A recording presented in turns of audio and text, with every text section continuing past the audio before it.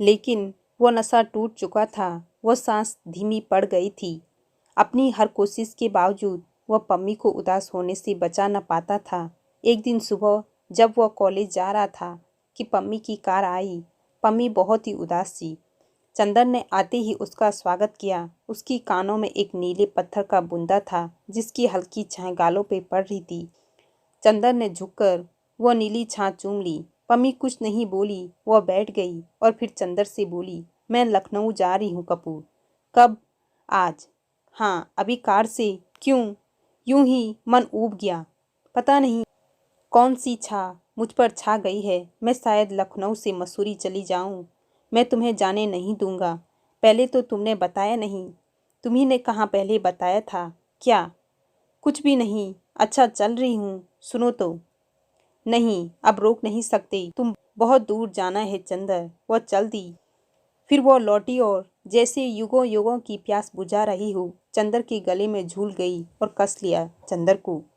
5 minute बाद सहसा वो अलग हो गई और फिर बिना कुछ बोले अपनी कार में बैठ गई। पम्मी, तुम्हें हुआ क्या यो? कुछ नहीं कपूर। पम्मी कार स्टार्ट करते हुए बोली, मैं तुमसे जितनी दूर रहूं उतना ही अच्छा है। मेरे लिए भी, तुम्हारे लिए भी। तुम्हारे इन दिनों के व्यवहार ने मुझे बहुत कुछ सिखा दिया है। चंदर सिर से पैर तक ग्लानि से कुंठित हो उठा। सचमुच वो कितना अभागा है। वो किसी को भी संतुष्ट नहीं रख पाया। उसके जीवन में सुधा भी आई और पम्मी भी। एक को उसके पुण्य ने छीन लिया, दूसरे को उसकी गुनाह उसे छीने लिए जा रहा है। जाने उसके ग्रहों का मालिक कितना क्रूर खिलाड़ी है कि हर कदम पर उसकी राह उलट देता है। नहीं, वह पम्मी को नहीं खोज सकता।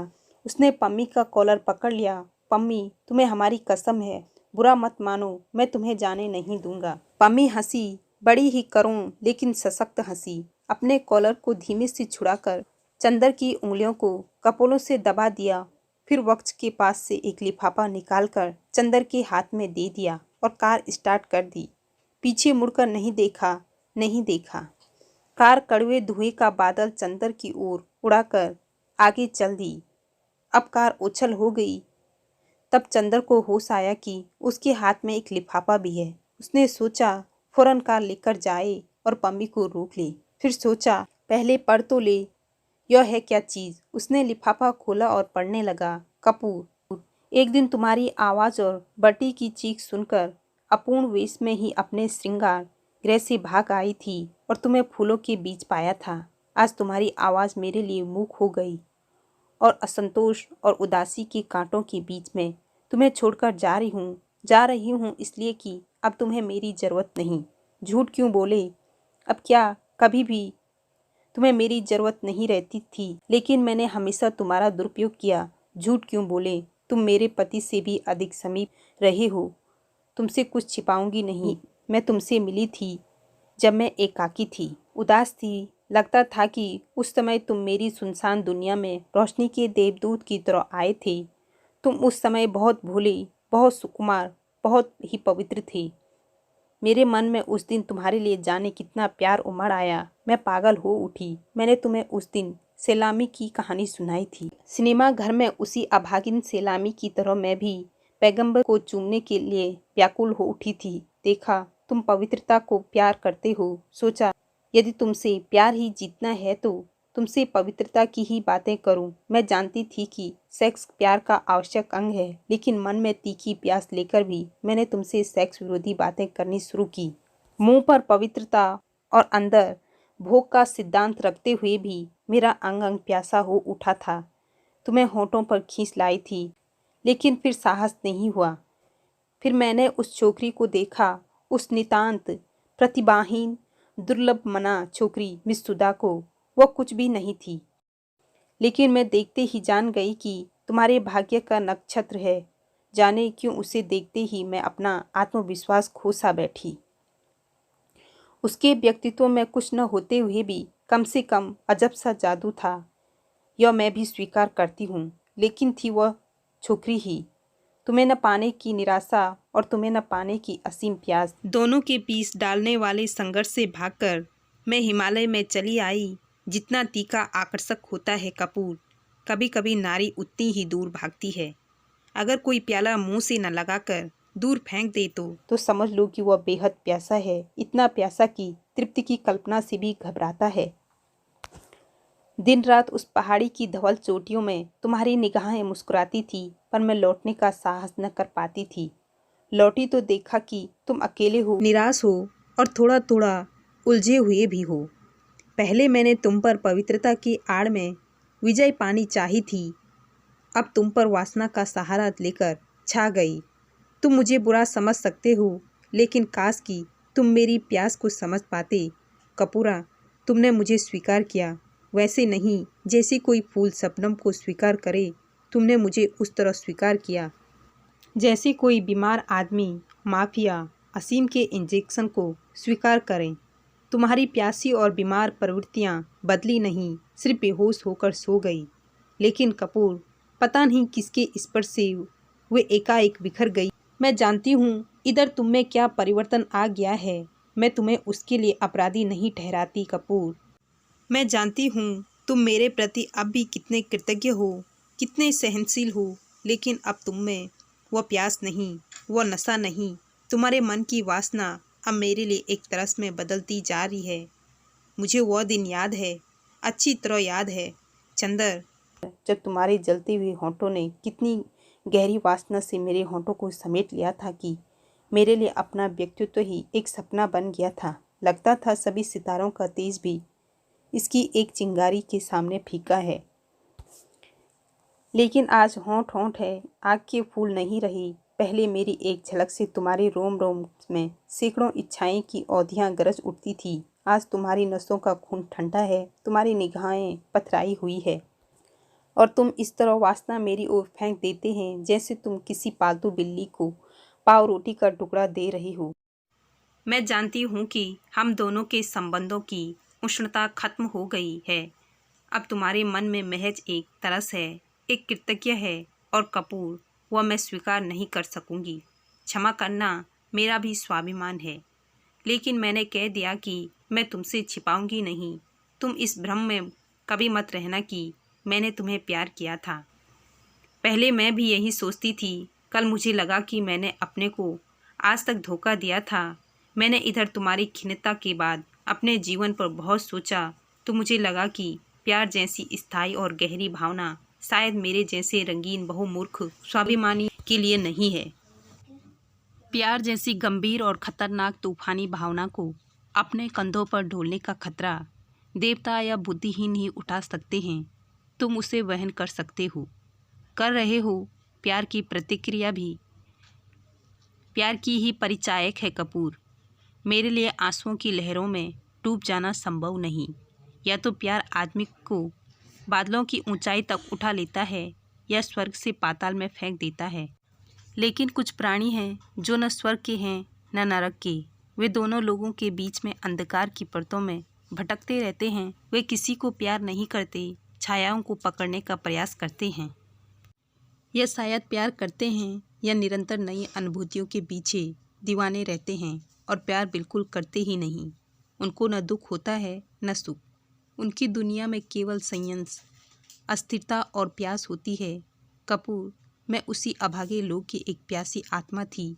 अपने एकांत से घबराकर तुम्हें अपने बाहोपास में बांधकर तुम्हारे विश्वास को स्वर्ग से खींच लाई थी।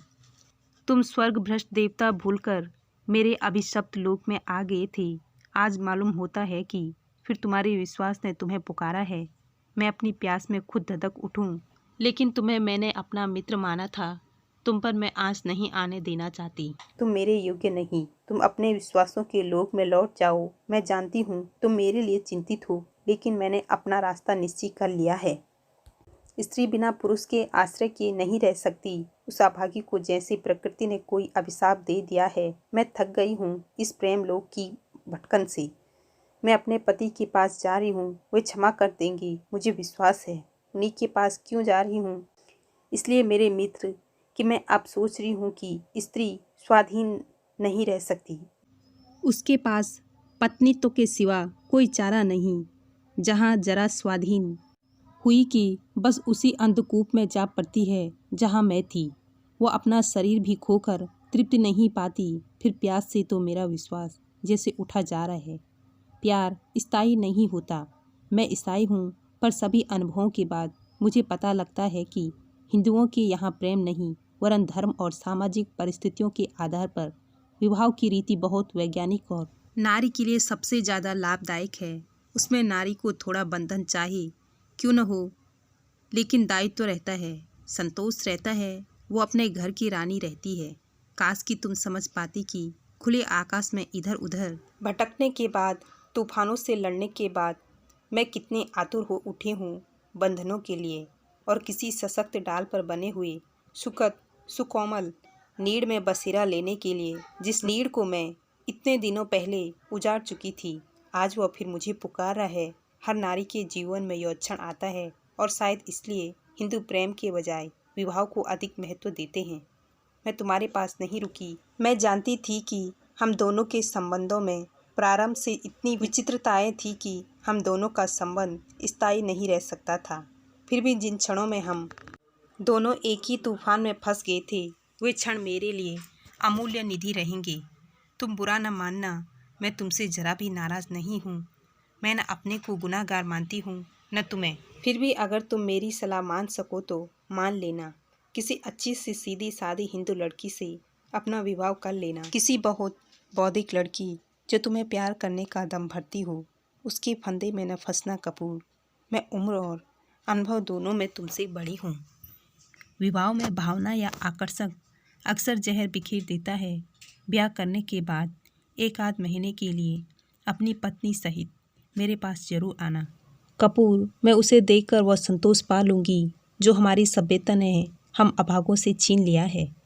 अभी मैं साल भर तक तुमसे नहीं मिलूँगी। मुझे तुमसे अभी भी डर लगता है, लेकिन इस बीच तुम बट्टी का ख्याल रखना। कभी कभी उसे देख लेना। रुपये की कमी तो उसे न होगी।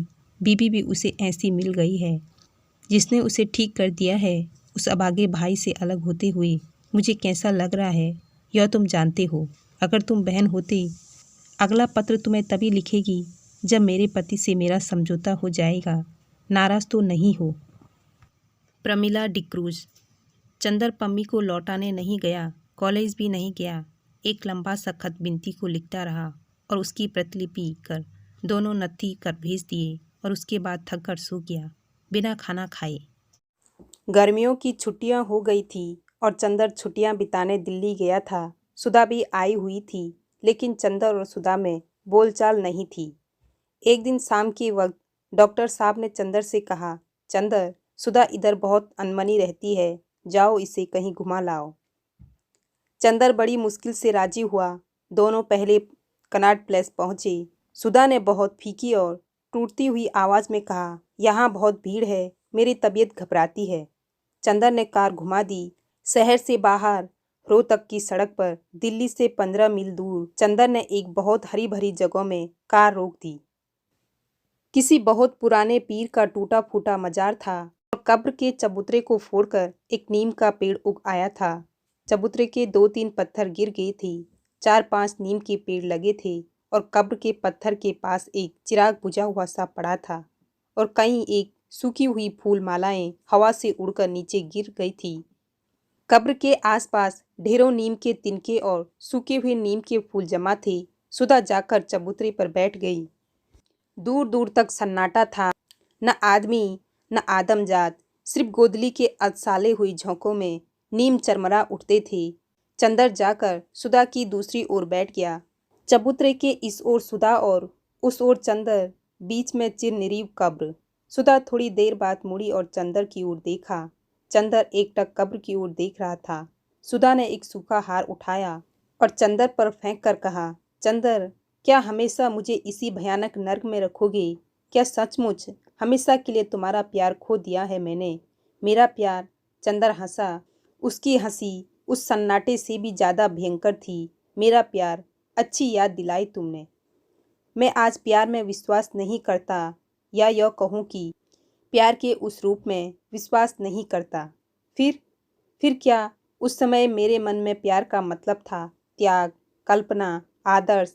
आज मैं समझ चुका हूँ कि यह सब झूठी बातें हैं, खोखले सपने हैं।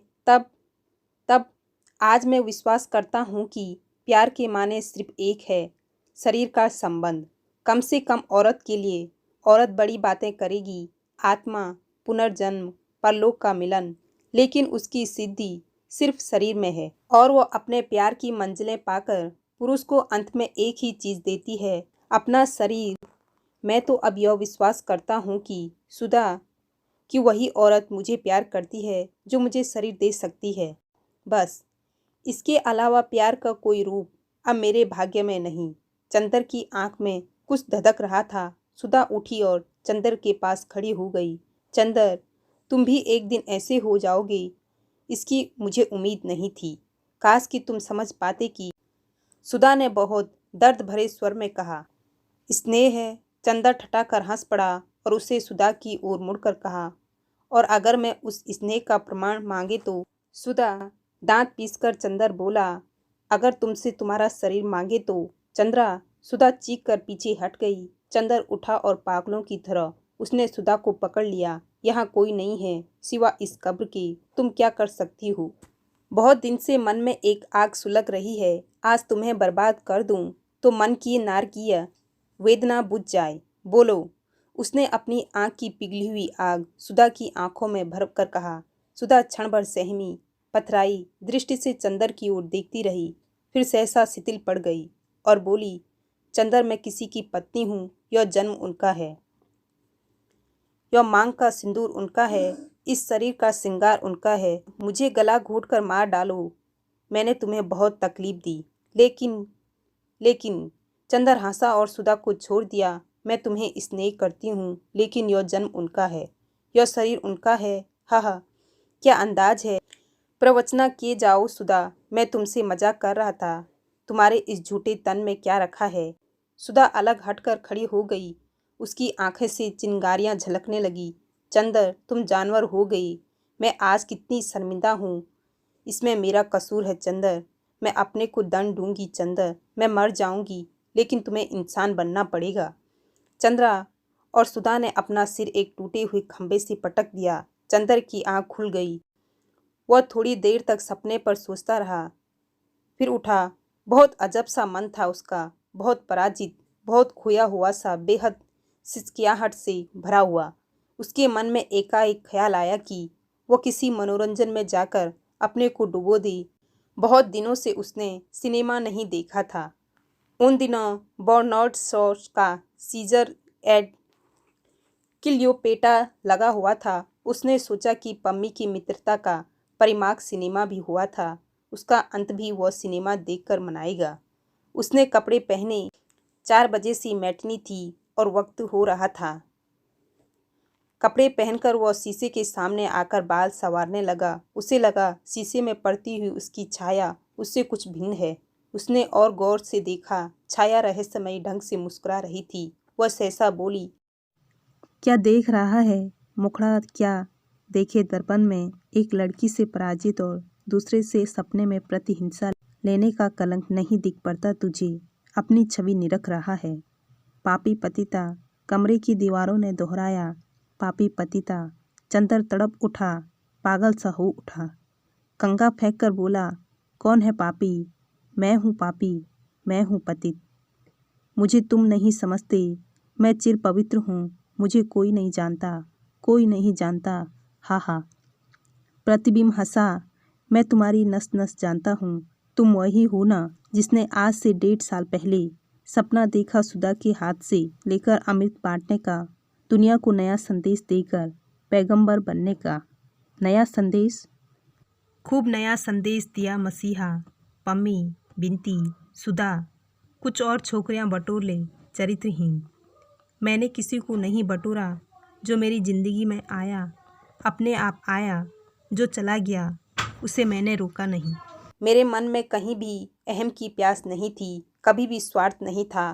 क्या मैं चाहता तो सुधा को अपने एक इशारे से अपनी बाहों में नहीं बांध सकता था? शाबाश। और नहीं बांध पाए तो सुधा से भी जी भरकर बदला निकाल रहा। वो मर रही है और तू उस पर नमक छिड़कने से बाज नहीं आया, और आज तो उसे एकांत में भ्रष्ट करने का सपना देख। अपनी पलकों को देव मंदिर की तरह पवित्र बना दिया तूने। कितनी उन्नति की है तेरी आत्मा ने। इधर आ, तेरा हाथ चूम लूं। चुप रहो। पराजय की इस वेला में कोई भी व्यंग करने से ब्याज नहीं आता। मैं पागल हो जाऊंगा।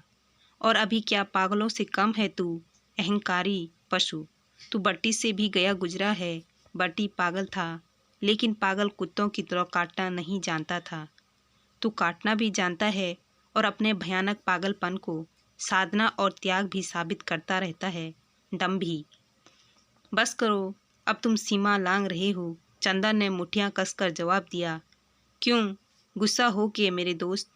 अहमवादी इतने बड़े हो और अपनी तस्वीर देखकर नाराज होते हो। आओ तुम्हें आहिस्ते से समझाऊं अभागी। तू कहता है तूने स्वार्थ नहीं किया। विकलांग देवता वही स्वार्थी है जो अपने से ऊपर नहीं उठ पाता। तेरे लिए अपनी एक सांस भी दूसरे के मन के तूफान से भी ज्यादा महत्वपूर्ण रही है। तूने अपने मन की उपेक्षा के पीछे सुधा को भट्टी में झोंक दिया। पम्मी के अस्वस्थ मन को पहचान कर भी उसके रूप का उपभोग करने में नहीं हिचका। बिनती को प्यार न करते हुए भी बिनती को तूने स्वीकार किया। फिर सबका तिरस्कार करता गया और कहता है तू स्वार्थी नहीं। बट्टी पागल हो लेकिन स्वार्थी नहीं है। ठहरो, गालियां मत दो, मुझे समझाओ न कि मेरे जीवन दर्शन में कहाँ पर गलती रही है। गलतियों से मेरा कोई समझौता नहीं। अच्छा समझो। देखो, मैं यह नहीं कहता कि तुम ईमानदार नहीं हो, तुम शक्तिशाली नहीं हो, लेकिन तुम अंतर्मुखी रहे और घोर व्यक्तिवादी रहे, अहंकारग्रस्त रहे। अपने मन की विकृतियों को भी तुमने अपनी ताकत समझने की कोशिश की। कोई भी जीवन दर्शन सफल नहीं होता अगर उसमें बाह्य यथार्थ और व्यापक सत्य धूप छां की तरह न मिला हो। मैं मानता हूँ कि तूने सुधा के साथ ऊंचाई निभाई, लेकिन अगर तेरे व्यक्तित्व को, तेरे मन को जरा भी ठेस पहुंचती तो तू गुमराह हो गया होता। तूने सुधा के स्नेह का निषेध कर दिया। तूने बिनती की श्रद्धा का तिरस्कार किया। तूने पम्मी की पवित्रता भ्रष्ट की और इसे अपनी साधना समझता है। तू याद कर, कहाँ था तू एक वर्ष पहले और अब कहाँ है? चंदन ने बड़ी कातरता से प्रतिबिंब की ओर देखा और बोला, मैं जानता हूँ मैं गुमराह हूँ, लेकिन बेईमान नहीं। तुम मुझे क्यों धिक्कार रहे हो? तुम कोई रास्ता बता दो ना, एक बार उसे भी आजमा लूं। रास्ता बताऊं? जो रास्ता तुमने एक बार बनाया था उसी पर मजबूत रह पाए। फिर क्या? एक के बाद एक दूसरे रास्ते पर चहलकदमी करना चाहते हो? देखो कपूर, ध्यान से सुनो। तुमसे शायद किसी ने कभी कहा था, शायद बट्टी ने कहा था कि आदमी तभी तक बड़ा रहता है जब तक वह निषेध करता चलता है। पता नहीं किस मानसिक आवेश में एक के बाद दूसरे तत्व का विध्वंस और विनाश करता चलता है, हर चट्टान को उखाड़कर फेंकता रहता है, और तुमने यही जीवन दर्शन अपना लिया था। भूल से या अपने अनजाने में ही तुम्हारी आत्मा में एक शक्ति थी, एक तूफान था, लेकिन एक लक्ष्य भ्रष्ट था। तुम्हारी जिंदगी में लहरें उठने लगी, लेकिन गहराई नहीं। और याद रखो चंदर, सत्य उसे मिलता है जिसकी आत्मा शांत और गहरी होती है, समुद्र की गहराई की तरह, समुद्र की ऊपरी सतह की तरह जो विक्षुब्ध और तूफानी होता है। उसके अंतर्देव में चाहे कितनी गरज हो, लेकिन सत्य की शांत अमृतमयी आवाज नहीं होती। लेकिन वह गहराई मुझे मिली नहीं। बताता हूँ, घबराते क्यों हो?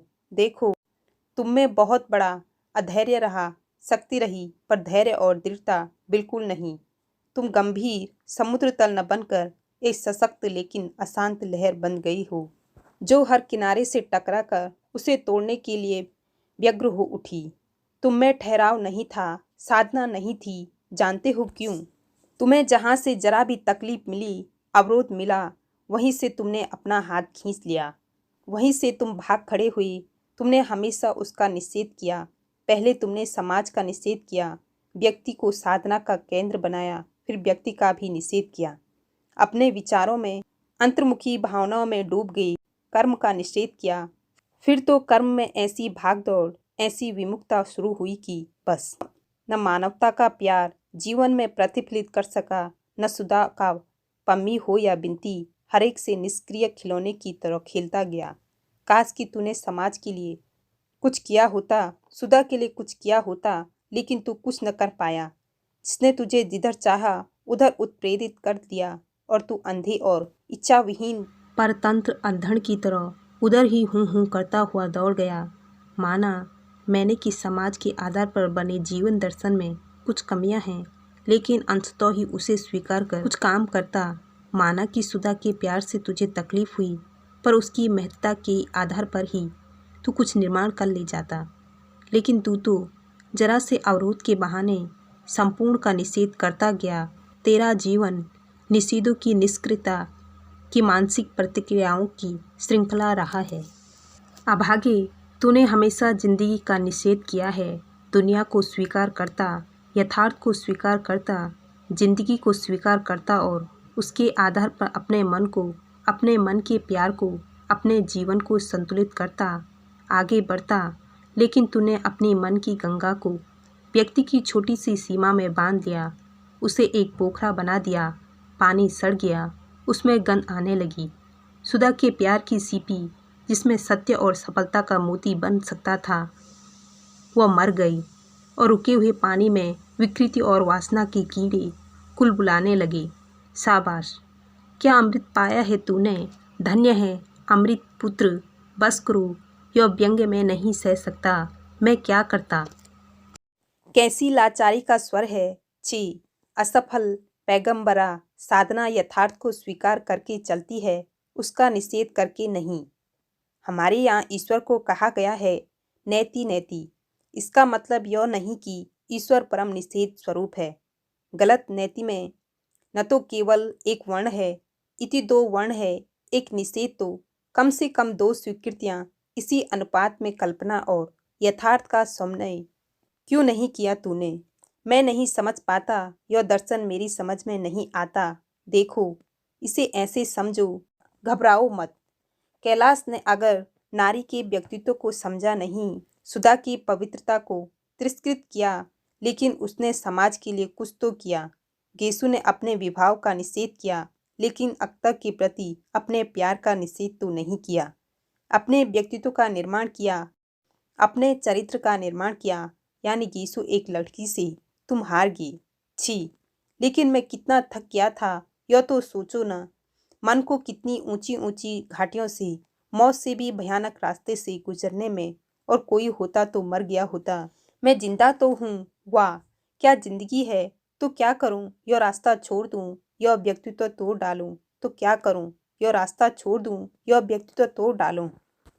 फिर वही निषेध और विध्वंस की बातें। छी, देखो, चलने को तो गाड़ी का बैल भी रास्ते पे चलता है, लेकिन सैकड़ों मील चलने के बाद भी वह गाड़ी का बैल ही बना रहता है। क्या तुम गाड़ी के बैल बनना चाहते हो? नहीं कपूर, आदमी जिंदगी का सफर तय करता है। राह की ठोकरें और मुसीबतें उसके व्यक्तित्व को पुख्ता बनाती चलती है, उसकी आत्मा को परिपक्व बनाती चलती है। क्या तुम में परिपक्वता आई? नहीं। मैं जानता हूँ तुम अब मेरा निषेध करना चाहते हो, तुम मेरी आवाज को भी चुप कराना चाहते हो। आत्म प्रवंचना तो तेरा पेशा हो गया है। कितना खतरनाक है तू अब। तू तू गई, मेरा भी तिरस्कार करना चाहता है। और छाया धीरे धीरे एक वह बिंदु बनकर अदृश्य हो गई। चंदर चुपचाप शीशे के सामने खड़ा था। फिर वह सिनेमा नहीं गया। चंदर सहसा बहुत शांत हो गया, एक ऐसे भोले बच्चे की तरह जिसने अपराध कम किया, जिससे नुकसान ज्यादा हो गया था और जिस पर डांट बहुत पड़ी थी। अपने अपराध की चेतना से वह बोल भी नहीं पाता था। अपना सारा दुख अपने ऊपर उतार लेना चाहता था। वहाँ एक ऐसा सन्नाटा था जो न किसी को आने के लिए आमंत्रित कर सकता था, न किसी को जाने से रोक सकता था। वो एक ऐसा मैदान था कि जिस पर की सारी पडंगटियों तक मिट गई हो। एक ऐसी डाल थी कि जिस पर के सारे फूल झड़ गए हो, सारे घोंसले उजड़ गए हो। मन में उसकी असीम कुंठा और वेदना थी। ऐसा ही था, कोई उसके घाव छू ले तो वह आंसुओं में बिखर पड़े। वह चाहता था वह सबसे क्षमा मांग ले, बिनती से, पम्मी से, सुधा से, फिर हमेशा के लिए उनकी दुनिया से चला जाए। कितना दुख दिया था उसने सबको। इसी मन स्थिति में एक दिन गेसु ने उसे बुलाया। वह गया। गेसु की अम्मी जान तो सामने आई, पर गेसु ने पर्दे में से ही बातें की। गेसु ने बताया कि सुधा का खत आया है, कि वह जल्दी ही आएगी गेसु से मिलने। गेसु को बहुत ताज्जुब हुआ कि चंदर के पास कोई खबर नहीं आई। चंदर जब घर पहुंचा तो कैलाश का एक खत मिला। प्रिय चंदर, बहुत दिन से तुम्हारा कोई खत नहीं आया, न मेरे पास न इनके पास। क्या नाराज हो गए हम दोनों से? अच्छा, तो लो तुम्हें एक खुशखबरी सुना दूं। मैं सांस्कृतिक मिशन में शायद ऑस्ट्रेलिया जाऊं। डॉक्टर साहब ने कोशिश कर दी है। आधा रुपया मेरा, आधा सरकार का। तुम्हें भला क्या फुर्सत मिलेगी यहाँ आने की? मैं ही इन्हें लेकर 2 रोज के लिए आऊँगा। इनकी कोई मुसलमान सखी है, वहाँ उससे ये भी मिलना चाहती है। हमारी खातिर का इंतजाम रखना। 11 मई की सुबह की गाड़ी से पहुँचूँगा। तुम्हारा कैलाश। सुधा के आने से पहले चंदर ने घर की ओर नज़र दौड़ाई। सिवा ड्राइंग रूम और लॉन के सचमुच बाकी घर इतना गंदा था कि गेसु सच ही कह रही थी कि जैसे इस घर में प्रेत रहते हो। आदमी चाहे कितना सफाई पसंद और सुरुचिपूर्ण क्यों न हो, लेकिन औरत के हाथ में जाने क्या जादू है कि वह घर को छूकर ही चमका देती है, और औरत के बिना घर की व्यवस्था संभल ही नहीं सकती। सुधा और बिनती कोई भी नहीं थी और 3 ही महीने में बंगले का रूप बिगड़ गया था। उसने सारा बंगला साफ कराया। हालांकि 2 ही दिन के लिए सुधा और कैलाश आ रहे थे, लेकिन उसने इस तरह बंगले की सफाई कराई जैसे कोई नया समारोह हो। सुधा का कमरा बहुत सजा दिया था और सुधा की छत पर 2 पलंग डलवा दिए थे। लेकिन इन सब इंतजामों के पीछे उतनी ही निष्क्रिय भावहीनता थी जैसे कि वह एक होटल का मैनेजर हो और 2 आगंतुकों का इंतजाम कर रहा हो। बस मानसून के दिनों में अगर कभी किसी ने गौर किया हो तो बारिश होने के पहले ही हवा में एक नमी, पत्तियों पर एक हरियाली और मन में एक उमंग सी छा जाती है। आसमान का रंग बतला देता है कि बादल छाने वाले हैं। बूंद रिमझिमाने वाली है। जब बादल बहुत नज़दीक आ जाते हैं, बूंदें पड़ने के पहले ही दूर तक गिरती हुई बूंदों की आवाज़ वातावरण पर छा जाती है, जिसे ध्रुवा कहते हैं। ज्यों-ज्यों सुधा के आने के दिन नज़दीक आ रहा था, चंदर के मन में हवाएं करवटें बदलने लगी थी। मन में उदास सुनसान में ध्रुवा उमड़ने घुमड़ने लगा था। मन का सुनसान आकुल प्रतीक्षा में बेचैन हो उठा था। चंदर अपने को समझ नहीं पा रहा था। नसों में एक अजीब सी घबराहट मचलने लगी थी, जिसका वह विश्लेषण नहीं करना चाहता था। उसका व्यक्तित्व अब पता नहीं क्यों कुछ भयभीत सा था। इम्तिहान खत्म हो रहे थे और जब मन की बेचैनी बहुत बढ़ जाती तो परीक्षकों की आदत के मुताबिक वह कॉपियां जांचने बैठ जाता था। जिस समय परीक्षकों के घर में पारिवारिक कलह हो, मन में अंतर्द्वंद हो या दिमाग में फितूर हो, उस समय उन्हें कॉपियां जांचने में अच्छा शरण स्थल नहीं मिलता। अपने जीवन की परीक्षा में फेल हो जाने की खीक उतारने के लिए लड़कों को फेल कराने के अलावा कोई अच्छा रास्ता ही नहीं है। चंदर जब बेहद दुखी होता तो वह कॉपियां जांचता। जिस दिन सुबह सुधा आ रही थी, उस रात को तो चंदर का मन बिल्कुल बेकाबू सा हो गया। लगता था जैसे उसने सोचने विचारने से ही इनकार कर दिया हो। उस दिन चंदर एक क्षण को भी अकेला न रहकर भीड़ भाड़ में खो जाना चाहता था। सुबह वह गंगा नहाने गया। कार लेकर कॉलेज से लौटकर दोपहर को अपने एक मित्र की यहाँ चला गया। लौटकर आया तो नहाकर एक किताब की दुकान पर चला गया और शाम होने तक वहीं खड़ा खड़ा किताबें उलटता और खरीदता रहा। वहाँ उसने बिसरिया का गीत संग्रह देखा, जो बिनती नाम बदल उसने विप्लव नाम से छपवा दिया था और प्रमुख प्रकृतिशील कवि बन गया था। उसने वह संग्रह भी खरीद लिया। अब सुधा के आने में मुश्किल से 12 घंटे की देरी थी। उसकी तबीयत बहुत घबराने लगी थी और वह बिसरिया के काव्य संग्रह में डूब गया। उन सड़े हुए गीतों में ही अपने को भुलाने की कोशिश करने लगा और अंत में उसने अपने को इतना थका डाला कि 3 बजे का अलार्म लगाकर वह सो गया। सुधा की गाड़ी 4:30 बजे आती थी। जब वह जागा तो रात अपने मखमली पंख पसारे नींद में डूबी हुई दुनिया पर शांति का आशीर्वाद बिखेर रही थी। ठंडे झोंके लहरा रहे थे और उन झोंकों पर पवित्रता छाई हुई थी। यह पछुआ के झोंके थे। ब्रह्म मुहूर्त में प्राचीन आर्यों ने जो रहस्य पाया था, वह धीरे धीरे चंदर की आंखों के सामने खुलने से लगा। उसे लगा जैसे यह उसके व्यक्तित्व की नई सुबह है। एक बड़ा शांत संगीत उसकी पलकों पर ओस की तरह थिरकने लगा। क्षितिज के पास एक बड़ा सा सितारा जगमगा रहा था। चंदर को लगा जैसे यह उसके प्यार का सितारा है, जो जाने किस अज्ञात पाताल में डूब गया था और आज से वह फिर उग गया है। उसने एक अंधविश्वासी भोले बच्चे की तरह उस सितारे को हाथ जोड़कर कहा, मेरी कंचन जैसी सुधा रानी के प्यार, तुम कहाँ खो गए थे? तुम मेरे सामने नहीं रही। मैं जाने किन तूफानों में उलझ गया था। मेरी आत्मा में सारी गुरुता सुधा के प्यार की थी, उसे मैंने खो दिया। उसके बाद मेरी आत्मा पीले पत्ते की तरह तूफान में उड़कर जाने किस कीचड़ में फंस गई थी। तुम मेरी सुधा के प्यारे हो ना? मैंने तुम्हें सुधा की भोली आंखों में जगमगाते हुए देखा था। वेद मंत्रों जैसे इस पवित्र सुबह में आज फिर मेरे पाप में लिप्त तन को अमृत से धोने आया हूँ। मैं विश्वास दिलाता हूँ कि आज सुधा के चरणों पर अपने जीवन के सारे गुनाहों को चढ़ाकर हमेशा के लिए क्षमा मांग लूँगा। लेकिन मेरी सांसों की सांस सुधा मुझे क्षमा कर देगी ना? और विचित्र से भावाशेष और पुलक से उसकी आंख में आंसू आ गए।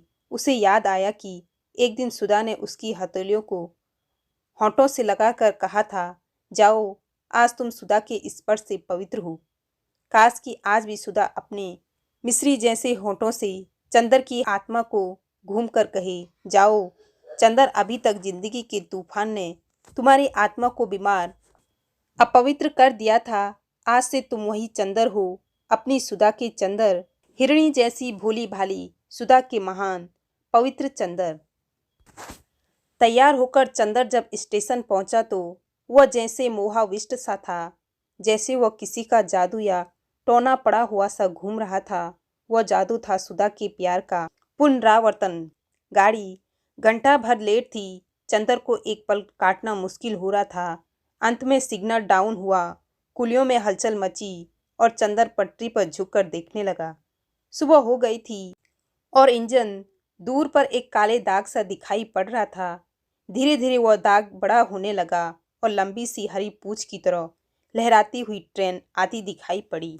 चंदर के मन में आया वह पागल की तरह दौड़कर वहां पहुंच जाए। जिस दिन एक घोर अविश्वासी में विश्वास जाग जाता है, उस दिन वह पागल सा हो उठता है। उसे लग रहा था जैसे इस गाड़ी में सभी डिब्बे खाली हैं, सिर्फ एक डिब्बे में अकेली सुधा होगी तो आते ही चंदर को अपनी प्यार भरी निगाहों में समेट लेगी।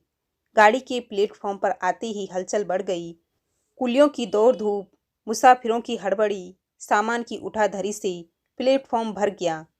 चंदर पागल सा इस सब भीड़ को चीरकर डिब्बे देखने लगा। एक दफे पूरी गाड़ी का चक्कर लगा गया, कहीं भी सुधा नहीं दिखाई दी। जैसे आंसू से उसका गला रूंधने लगा। क्या आए नहीं ये लोग? किस्मत कितना व्यंग करती है उससे। आज जब वह किसी के चरणों पर अपनी आत्मा उत्सर्ग पर फिर पवित्र होना चाहता था तो सुधा ही नहीं आई। उसने एक चक्कर और लगाया और निराश होकर लौट पड़ा। सहसा सेकंड क्लास के एक छोटे से डिब्बे में से कैलाश ने झांककर कहा, कपूर। चंदर मुड़ा, देखा कि कैलाश झांक रहा है। एक कुली सामान उतार कर खड़ा है, सुधा नहीं है। जैसे किसी ने झोंके से उसके मन का दीप बुझा दिया। सामान बहुत थोड़ा सा था। वह डिब्बे में चढ़कर बोला, सुधा नहीं आई? आई है, देखो ना, कुछ तबीयत खराब हो गई है, जी मितला जा रहा है। और उसने बाथरूम की ओर इशारा कर दिया। सुधा बाथरूम में बगल में लोटा रखी सिर झुकाए बैठी थी। देखो, देखती हो? कैलाश बोला। देखो, कपूर आ गया। सुधा ने देखा और मुश्किल से हाथ जोड़ पाई होगी कि उसे मितली आ गई। कैलाश दौड़ा और उसकी पीठ पर हाथ फेरने लगा और चंदर से बोला, पंखा लाओ। चंदर हतप्रभ था। उसने मन में सपना देखा था, सुधा सितारों की तरह जगमगा रही होगी और अपनी रोशनी की बाहों में चंदर के प्राणों को सुला देगी। जादूगरनी की तरह अपने प्यार के पंखों से चंदर की आत्मा की दाग पहुंच देगी। लेकिन यथार्थ कुछ और था। सुधा जादूगरनी, आत्मा की रानी, पवित्रता की सामग्री सुधा बाथरूम में बैठी है और उसका पति उसे सांत्वना दे रहा था। क्या कर रहे हो चंदर? पंखा उठाओ। जल्दी से, कैलाश ने व्यंग्यता से कहा। चंदर चौंक उठा और जाकर पंखा झलने लगा। थोड़ी देर बाद मुंह धोकर सुधा उठी और कैराती हुई सी जाकर सीट पर बैठ गई। कैलाश ने एक तकिया पीछे से लगा दिया। वो आंख बंद करके लेट गई। चंदन ने अब सुधा को देखा। सुधा उजड़ चुकी थी, उसका रस मर चुका था। वो अपने यौवन और रूप, चंचलता और मिठास की एक जर्द छाया मात्र रह गई थी। चेहरा दुबला पड़ गया था और हड्डियां निकल आई थी। चेहरा दुबला होने से लगता था आंखें फटी पड़ती है। वह चुपचाप आंख बंद किए पड़ी थी।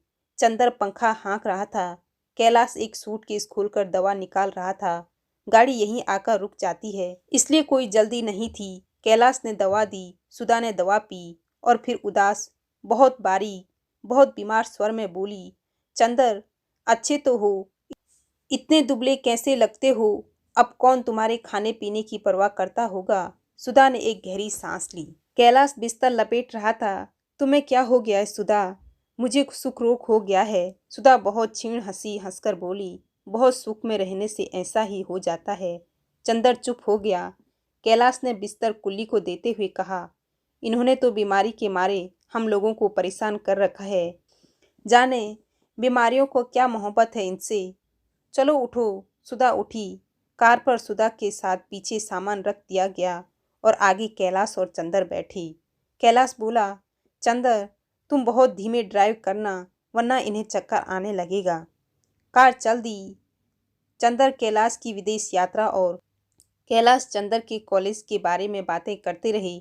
मुश्किल से घर तक कार पहुंची होगी कि कैलाश बोला, यार चंदर, तुम्हें तकलीफ तो होगी, लेकिन एक दिन के लिए कार तुम मुझे दे सकते हो? क्यों? मुझे ज़रा रीवो तक बहुत ज़रूरी काम से जाना है। वहाँ कुछ लोगों से मिलना है। कल दोपहर तक मैं चला आऊँगा। इसके मतलब मेरे पास नहीं रहोगे एक दिन भी? नहीं, इन्हें छोड़ जाऊँगा, लौटकर दिन भर रहूँगा। इन्हें छोड़ जाओगे? नहीं भाई, तुम जानते हो कि आजकल घर में कोई नहीं है। चंदर ने कुछ घबरा कर कहा, तो क्या हुआ, तुम तो हो?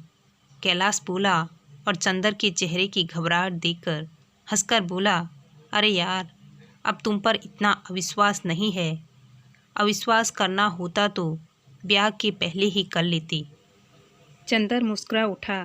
कैलाश ने चंदर के कंधे पे हाथ रखकर धीमे से कहा, ताकि सुधा न सुन पाए, वैसे चाहे मुझे कुछ भी असंतोष क्यों न हो, लेकिन इनका चरित्र तो सोने का, यो मैं खूब परख चुका हूँ। इनका ऐसा चरित्र बनाने के लिए तो मैं तुम्हें बधाई दूंगा चंद्रा। और फिर आज के युग में चंदर ने कुछ जवाब नहीं दिया। कार पोर्टिको में लगी। सुधा, कैलाश, चंदर उतरे। माली और नौकर दौड़ कर आए। सुधा ने उन सबको उनका हाल पूछा। अंदर जाते ही महराजिन दौड़कर सुधा से लिपट गई। सुधा को बहुत दुलार किया। कैलाश मुँह हाथ धो चुका था, नहाने चला गया। महराजिन चाय बनाने गई। सुधा भी मुँह हाथ धोने और नहाने चली गई। कैलाश तौलिया लपेटे नहाकर आया और बैठ गया। बोला, आज और कल की छुट्टी ले लो चंदर, इनकी तबीयत ठीक नहीं है और मुझे जाना ज़रूरी है। अच्छा, लेकिन आज तो जाकर हाजिरी देना ज़रूरी होगा, फिर लौट आऊँगा।